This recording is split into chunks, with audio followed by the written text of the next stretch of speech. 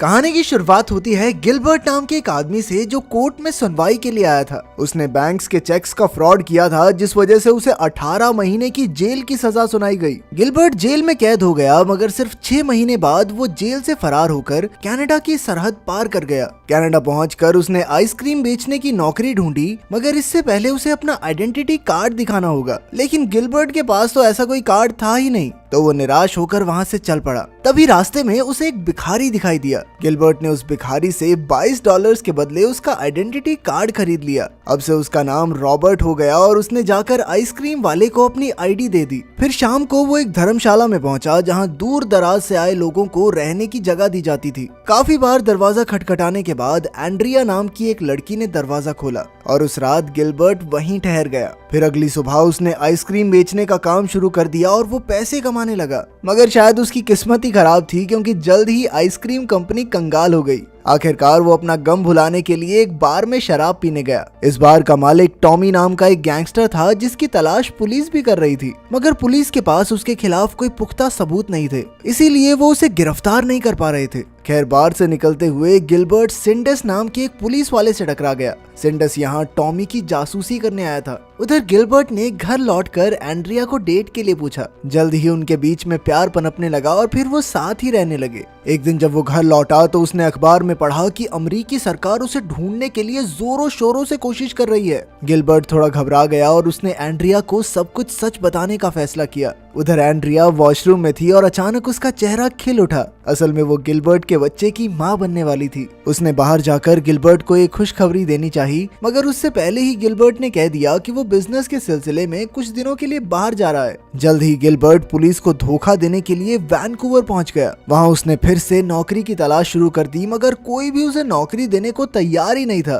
तभी अचानक सड़क पर उसने 2 आदमियों को एक ट्रक में से पैसे निकालकर बैंक में ले जाते देखा। यहाँ से उसके दिमाग की बत्ती जली और जल्द ही उसे एंड्रिया के प्रेग्नेंट होने की खबर भी मिली, लेकिन इससे उसका इरादा और पक्का हो गया। अब गिलबर्ट तुरंत बैंक में घुस आया और उसने चारों ओर नजर दौड़ाकर हर चीज को ध्यान से देखा। इसके बाद वो एक दुकान में घुसा और खुद को एक्टर बताकर कुछ भेस बदलने के कपड़े खरीदने लगा। कुछ ही देर में वो सिक्योरिटी गार्ड का भेस बनाकर बैंक में घुस आया और बैंक मैनेजर से मिलकर वहाँ की सिक्योरिटी की जांच करने लगा। इसके बाद वो कैमरा सर्वर रूम में भी गया और सारी जानकारी इकट्ठा कर ली। साथ ही उसने सिलिकॉन स्किन से चेहरा बदलने की कला भी सीखी और वहाँ से एक सिलिकॉन की नाक चुरा ली। आखिरकार वो चोरी के दिन भेस बदलकर बैंक में अपनी पहली चोरी करने पहुंचा। उसने जेसिका की टेबल पर जाकर एक कागज दिया जिस पर लिखा था कि चिल्लाना मत। फिर उसने अपनी जेब में छुपी हुई बंदूक दिखाकर जेसिका को सारे पैसे निकालने का हुक्म दिया। जेसिका ने डरते हुए सारे पैसे दे दिए, मगर अब गिलबर्ट के पास इन पैसों को रखने की जगह नहीं थी। तब जेसिका ने अपने पर्स में पैसे डालकर उसे दे दिए।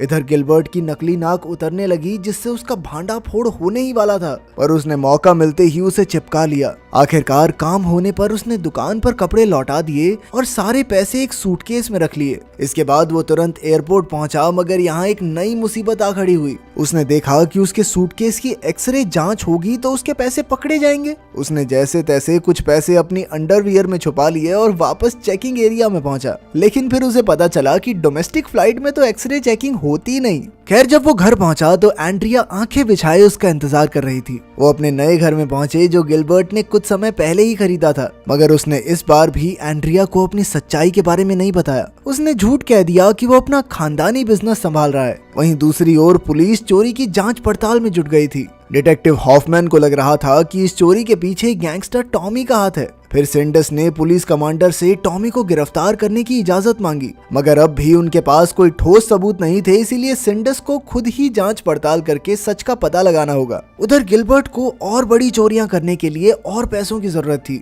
इसीलिए वो टॉमी के बार में उससे मिलने पहुंचा। उसने सामने मौजूद बैंक की ओर इशारा करते हुए कहा कि वो 3 मिनट के अंदर बैंक में चोरी करके आ सकता है। अगर वो ये करने में कामयाब रहा तो टॉमी उसे $10,000 का लोन देगा जिसे गिलबर्ट को 5 महीने में चुकाना होगा। टॉमी राजी हो गया और फिर गिलबर्ट उस बैंक के सामने पहुंचा। कुछ ही पलों में वो वर्कर का भेस बनाकर बैंक में घुस गया और महज 3 मिनट बाद वो पैसे लेकर बार के पिछले दरवाजे से अंदर घुसा। उसे देखकर टॉमी के तो होश ही उड़ गए थे। धीरे धीरे वो इसी तरह भेस बदल कर बड़ी बड़ी चोरियां करने लगा। चोरी के बाद वो हमेशा डोमेस्टिक फ्लाइट से दूसरे शहर भाग जाता था ताकि वो पकड़ा न जाए। इसी वजह से गिलबर्ट फ्लाइंग बैंडेट के नाम से मशहूर हो गया। अब तक वो लगभग 36 बैंक लूट चुका था और जल्द ही वो इतना अमीर हो गया कि उसने कई सारी महंगी गाड़ियां और घड़ियां खरीद ली। इसके अलावा वो बाकी के पैसे अपनी तिजोरी में संभाल कर रखता था। जल्द ही वो अमीरों के साथ उठने बैठने लगा। जब उसने टॉमी का कर्ज उतार दिया तो टॉमी ने उसे ज्वेलरी स्टोर को लूटने का ऑफर दिया। वहीं दूसरी ओर सिंडस अब भी हाथ धोकर टॉमी को पकड़ने की कोशिश में लगा हुआ था।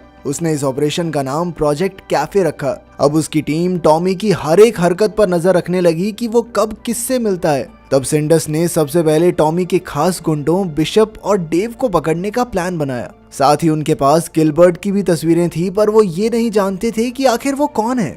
इधर गिलबर्ट अपने घर पर था कि अचानक एंड्रिया उसके कमरे में आ गई। गिलबर्ट ने ढेर सारे पैसे बेड पर बिखेरे हुए थे, तो एंड्रिया ने उससे पूछा कि आखिर इतना सारा पैसा आया कहां से। तब गिलबर्ट ने उसे सच बताया कि उसने बैंक लूटा है, मगर एंड्रिया ने उसे ये साबित करने को कहा कि वो किसी को नुकसान नहीं पहुंचाता। फिर अगली सुबह गिलबर्ट एंड्रिया को अपने साथ ले गया और उसके सामने बैंक लूटा। उसकी काबिलियत देखकर तो एंड्रिया भी दंग रह गई। कुछ ही पलों में गिलबर्ट ने लूट के पैसे लाकर एंड्रिया के हाथों में रख दिए। आखिरकार घर लौटकर एंड्रिया ने उसे वादा करने को कहा कि वो पकड़ा नहीं जाएगा और एक समय के बाद ये काम छोड़ देगा। उधर टॉमी के बार के बाहर हम सिंडस को नजर रखे हुए देखते हैं। तभी गिलबर्ट टॉमी से मिलने आया और वो दोनों फिर से एक ज्वेलरी स्टोर को लूटने का प्लान बनाने लगे। तब टॉमी ने बिशप को लूट के दौरान गिलबर्ट के साथ रहने का हुक्म दिया। कुछ देर बाद जब गिलबर्ट टॉयलेट गया तो सिंडस उसके पीछे आ गया। उसने टॉमी को भी चेतावनी दे दी कि जल्द ही उसके खिलाफ अरेस्ट वारंट निकल जाएगा। फिर सिंडस ने गिलबर्ट को देखा तो उसे शक हो गया, क्योंकि गिलबर्ट के चेहरे पर अब भी सिलिकॉन लगी हुई थी। बाद में सिंडस ने सभी कॉस्ट्यूम स्टोर्स में फोन करके जांच की।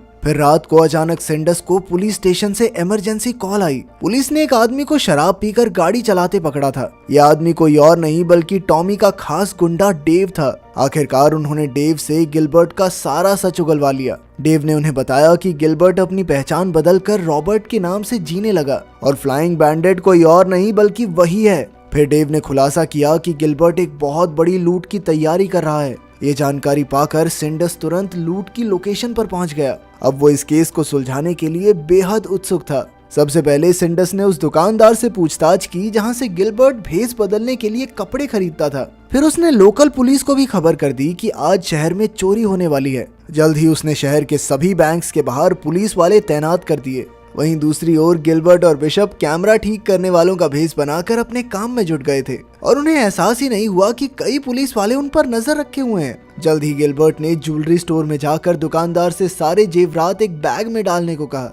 वहीं बिशप दरवाजे पर नजर रखे हुए था कि अचानक उसने सिंडस को आते हुए देखा। अब वो तुरंत वहां से भाग निकले और जैसे तैसे पुलिस की नजरों से बच गए, मगर बदकिस्मती से बिशप का हथियार दुकान में ही छूट गया था। इधर पुलिस अब भी उनका पीछा कर रही थी, लेकिन उन्होंने जो यूनिफॉर्म पहनी थी वो कई दूसरे लोगों ने भी पहनी हुई थी, जिस वजह से पुलिस असली चोरों को पहचान नहीं पाई। मगर सिंडस भी कम चालाक नहीं था। उसने अचानक फायर अलार्म बजा दिया, जिससे मॉल के सभी लोग घबराकर भाग गए।